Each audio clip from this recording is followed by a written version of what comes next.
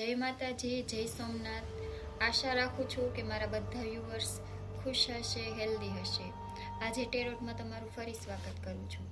તો ચાલો આગળ વધીએ આપણે પહેલા કાર્ડ તરફ। તો પહેલું કાર્ડ છે મારા વ્યુઅર્સ માટે 8 ઓફ કપ્સ, જેનો અર્થ થાય છે કંઈક છોડવું, આંતરિક શાંતિ માટે દૂર જવું, જીવનમાં આગળ વધવા માટે જૂની વસ્તુ સંબંધને છોડી દેવા।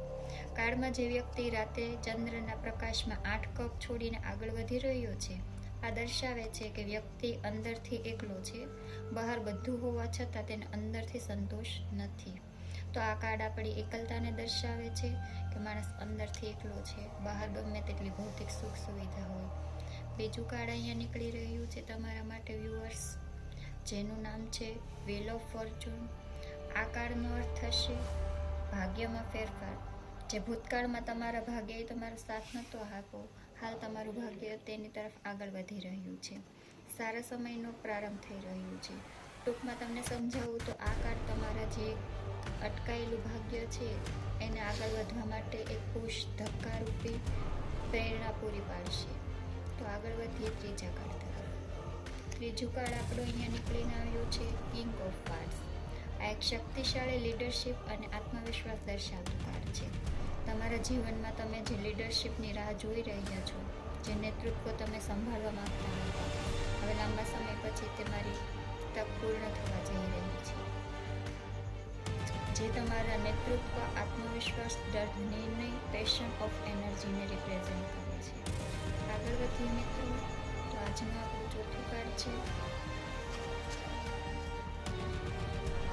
એક ઓફ પેન્ટેકલ।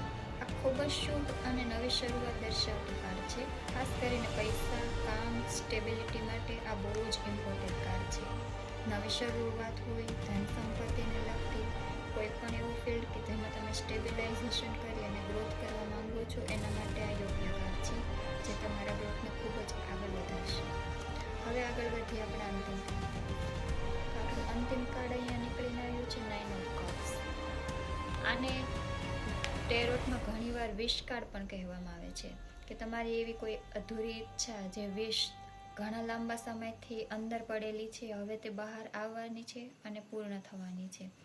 ઈચ્છા પૂર્ણ થશે, ખુશી અને આત્મસંતોષ મળશે, સાથે સાથે સફળતા અને આનંદ પણ લઈને આવી રહ્યો છે। તો આજના તમામ કાર્ડ તમારા માટે સક્સેસ થાય, તમે આ કાર્ડના આધારે તમારા જીવનની અટકાયેલી પ્રગતિમાં આગળ વધો, એવી જ મારી શુભકામનાઓ છે। ફરી મળીશું એક નવા બ્લોગમાં। જય માતાજી, જય સોમનાથ।